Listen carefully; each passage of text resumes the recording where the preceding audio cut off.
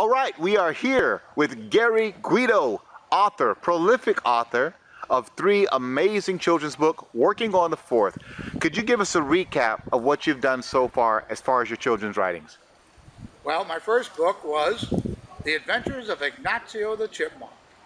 It's a book that is fiction, but has a little bit of nonfiction mixed in with it.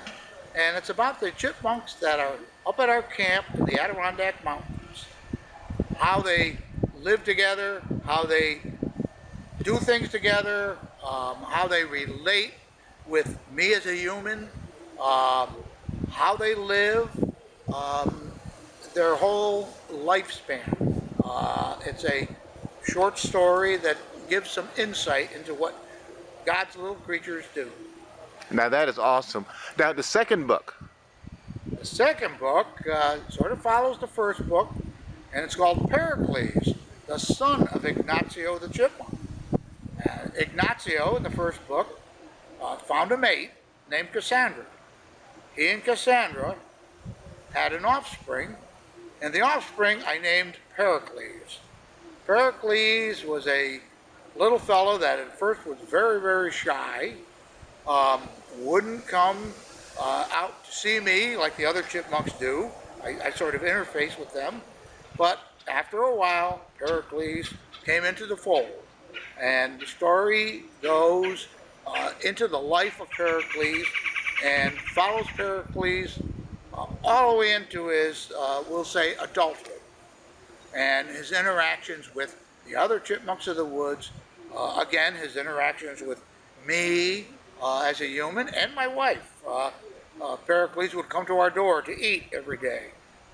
Pericles would go into the feeder that we made for him. Pericles would get into mischief, digging holes where he shouldn't dig holes. And that's what the story is basically about. Awesome. And that leads us into book number 3. Book number 3 is The Woods, the Chipmunks in the Woods by the Brook. At our summer home, we have a brook, babbling brook, that goes down behind our home.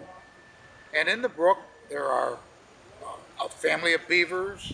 There are other animals such as deer.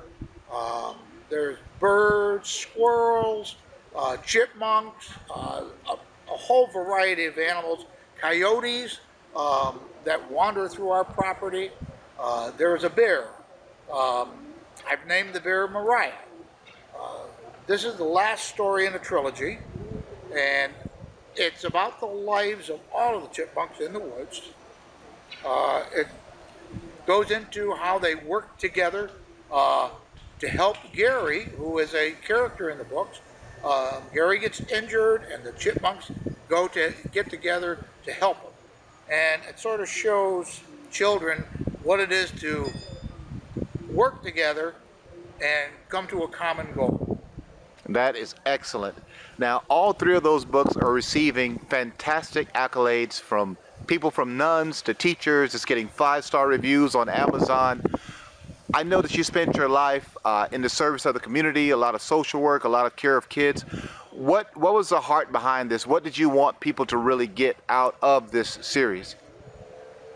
I wanted the books to reflect caring. Caring is very important to me. And I think it's very important that our children today read books that have caring into them. I also believe they should have a little bit of God in them. I know that this is a subject some people should shy away from, but I don't. I believe that children should learn to be reverent, and in so, it will help them grow into adulthood. That is beautiful, and that is what we love to hear. Now, the 4th book, which knocks me and Tracy's socks off, which is completely like mind-blowing good. Could you tell us about that? And don't give away the ending. All right. The 4th book I've written is called The Summer the Sky Turned Gray. I was asked by a teacher if I would do a book with animals, as I've done in my first 3 books, and something about the environment. April is Environmental Month in New York State, and this teacher asked me if I would write a story, giving children a little bit of insight into the environment and what the environment means to them. And the story includes many animals of the woods, from bears to wolves to coyotes to chipmunks, squirrels, groundhogs, owls. There is a cast of many characters, and all of these characters working together for a common goal. Again, we come back to that common goal, and we come to goals. And we try to do this in a way that children will see that working together is the way to do things. Excellent. Now, if someone wanted to grab hold of these books, how could they get in touch with you, and how could they get your books? My books are available on Amazon.com. They are also available on my website, which is GaryPGuido.com. On the website, you can read about my different stories. You can get insight into them before you buy.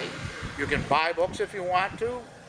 You can read about some of the animals and some of their habits and where they live and how they live.